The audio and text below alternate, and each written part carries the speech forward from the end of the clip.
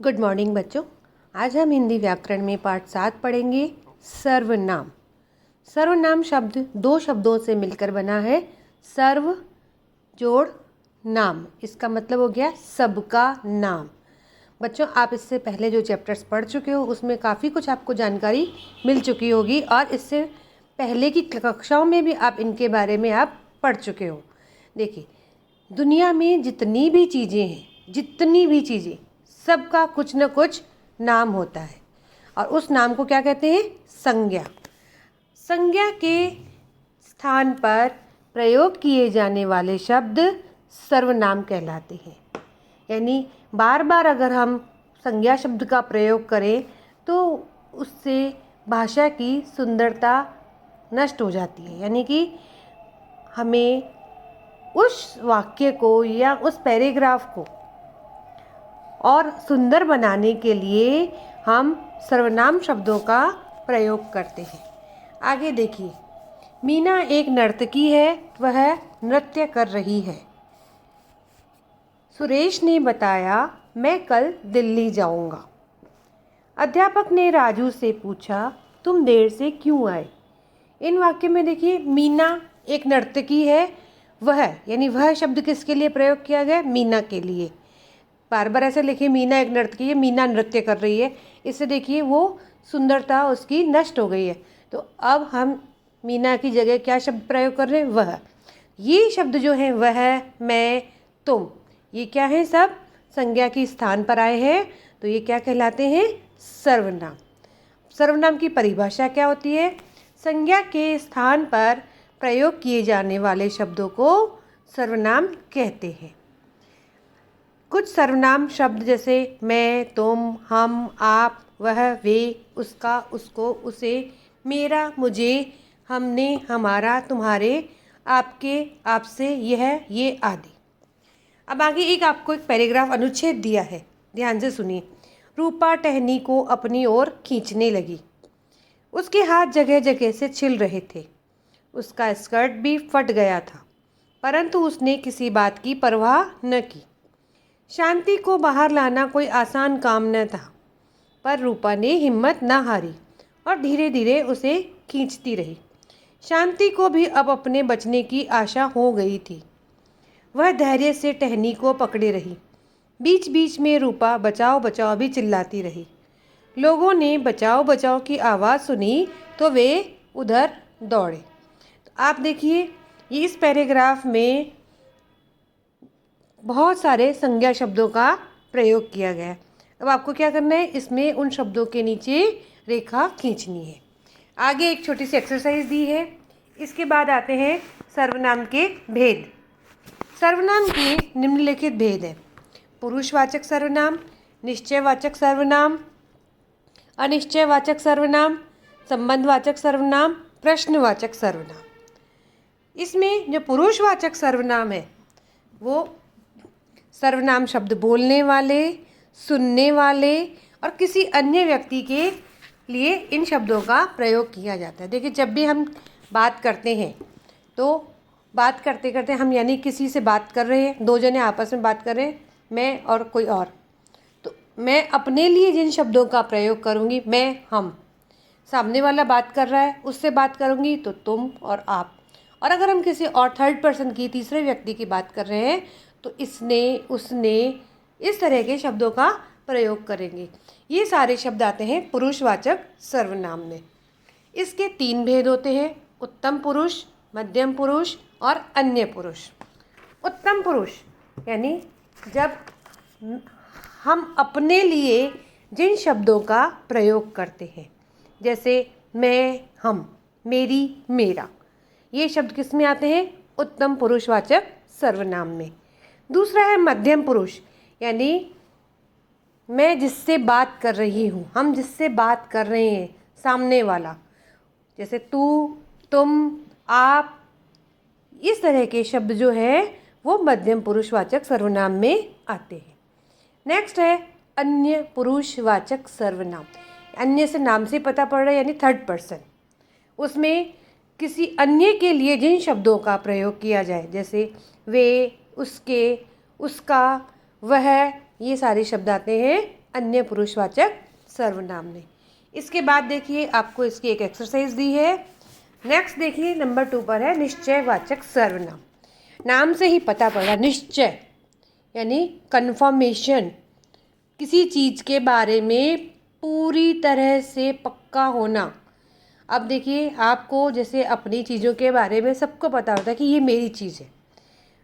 School की building के आगे से आप कहीं बार बाहर जाते होंगे तो आपको पता है यह मेरा स्कूल है, उसके बारे में आपको पक्का मालूम है। आपके भाई बहन है, यह मेरा भाई है, यह मेरी बहन है। ये किस में आ रहा है, यानी आप पूरी तरह से कंफर्म होकर उस चीज़ के बारे में निश्चय होकर, निश्चित होकर उस बारे में बोल रहे हो, वो शब्द आते हैं निश्चयवाचक सर्वनाम। इसके शब्द होते हैं यह, ये, वह, वे आदि। इसके बाद है अनिश्चयवाचक सर्वनाम। इसका अपोजिट, इसका विलोम होता है, यानी जब आप किसी चीज़ के बारे में निश्चित रूप से नहीं बोलते। इसमें जैसे बाहर कोई खड़ा है, ठीक है, आपको पता नहीं कि कौन आया है, आपने आवाज़ सुनी तो आपने क्या बोला, कोई आया है। आपने कुछ गिरते हुए देखा लेकिन मालूम नहीं है कि क्या गिरा, तो दूध में कुछ गिर गया। तो ये जो कोई, कुछ, किसी, ये जो शब्द हैं ये अनिश्चयवाचक सर्वनाम में आते हैं। इसके बाद नेक्स्ट है प्रश्नवाचक सर्वनाम। प्रश्न से ही नाम से मालूम पड़ रहा है कि जब इसमें कुछ प्रश्न पूछे जाएं।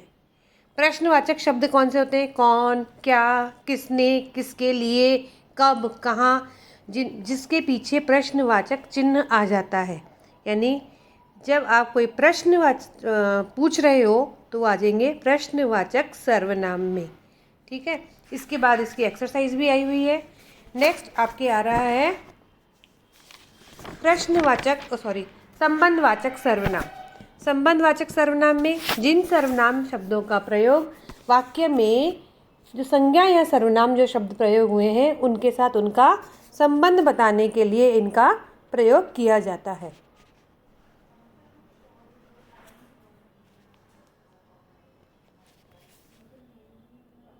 उसे संबंधवाचक सर्वनाम कहते हैं।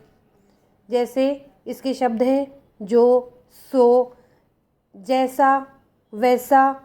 जैसे जो करेगा सो भरेगा, जिसकी लाठी उसकी भैंस। ये एक दूसरे से जुड़े हुए शब्द हैं। वह सारे शब्द किस में आते हैं, संबंधवाचक सर्वनाम में।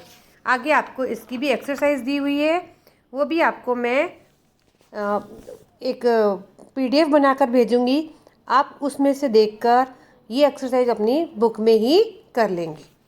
थोड़ा मैं यहाँ पर आपको इसके बारे में एक्सप्लेन कर देती हूँ, बता देती हूँ। जैसे अभ्यास 7.1 उसमें एक अनुच्छेद दिया हुआ है, उसमें आपको सर्वनाम शब्दों को रेखांकित करना है। दूसरे नंबर पर सर्वनाम शब्दों से वाक्यों को पूरे करना है। अब इसमें खाली स्थान दिए हैं, आपको उनमें सर्वनाम शब्द भरने हैं। नेक्स्ट है उचित सर्वनामों का प्रयोग करते हुए वाक्यों को दोबारा लिखिए। जैसे हेमा बाजार गई, वहाँ हेमा ने फल खरीदे। देखिए इस वाक्य में कितना अटपटा लग रहा है, हेमा शब्द का 2 बार प्रयोग होना। अब हमें हेमा की जगह क्या लगाना है, सर्वनाम शब्द। हेमा बाजार गई, वहाँ उसने फल खरीदे। मीता ने मीता की सखी सुनीता से कहा, सुनीता का छोटा भाई बहुत शरारती है। अब देखो एक ही शब्द का बार बार प्रयोग हुआ है। मीता ने अपनी सखी सुनीता से कहा कि तुम्हारा भाई बहुत शरारती है। अब नेक्स्ट एक्सरसाइज देखिए 7.2। इसमें आपको उत्तम पुरुषवाचक सर्वनाम छांटकर लिखनी है। दूसरे में मध्यम पुरुषवाचक, तीसरे में अन्य पुरुषवाचक, और लास्ट क्वेश्चन नंबर 4 है, उसमें आपको उचित पुरुषवाचक सर्वनाम चुनकर खाली स्थान में भरने हैं। नेक्स्ट है अभ्यास 7.3 7.3। इसमें निश्चयवाचक सर्वनाम छांटकर लिखने हैं। 7.4 में अनिश्चयवाचक सर्वनाम छांटने हैं और 7.5 में प्रश्नवाचक सर्वनाम छांटकर लिखने हैं। और इसका जो क्वेश्चन नंबर 2 है उसमें उचित प्रश्नवाचक सर्वनाम लिखने हैं, यानी खाली स्थान दिए हैं, उत्तर दिए हैं, उसका प्रश्न बनाना है। जैसे नेहा चित्र बनाती है, नेहा क्या बनाती है। अंदर पिताजी बैठे हैं, पिताजी अंदर कौन बैठा है। यह दीपक की बहन है, यह किसकी बहन है। दीदी ने नया सूट दिया, नया सूट किसने दिया। हम देशभक्ति के गीत गाएंगे, हम कौन से गीत गाएंगे। अभ्यास 7.2 में क्वेश्चन नंबर 1, इसमें संबंधवाचक सर्वनाम को छांटकर लिखना है। नेक्स्ट जो है लास्ट, इसमें आपको सर्वनाम शब्दों को अंडरलाइन भी करना है और उसके बाद बताना है कि ये सर्वनाम शब्द कौन सा है, उसका भेद बताना है। जैसे दूर कोई रो रहा है। अब कोई, आपको मैंने बताया कोई शब्द कोई और कुछ कैसे हैं, अनिश्चयवाचक सर्वनाम के। फिर घर पर कौन रहेगा, इसमें देखिए पीछे क्या है, प्रश्नवाचक चिन्ह, और कौन शब्द प्रश्नवाचक शब्द, तो आ जाएगा प्रश्नवाचक सर्वनाम। जिसको आपने बुलाया था वह आया है, और जिसको और वह ये दोनों क्या है, संबंधवाचक सर्वनाम। मेरा बटुआ खो गया, मेरा पुरुषवाचक सर्वनाम। यह अलमारी बहुत अच्छी है, यह अलमारी, यह शब्द पुरुषवाचक सर्वनाम। हमें झूठ नहीं बोलना चाहिए, हमें पुरुषवाचक सर्वनाम। भिखारी को कुछ दे दो, कुछ अनिश्चयवाचक सर्वनाम। वे बहुत शरारती लड़के हैं, वे पुरुषवाचक सर्वनाम। बच्चों ये चैप्टर आपका यहाँ पर कंप्लीट हुआ। जो आपको काम कॉपी के लिए दिया जाए वो आप कॉपी में करके सबमिट कर देंगे।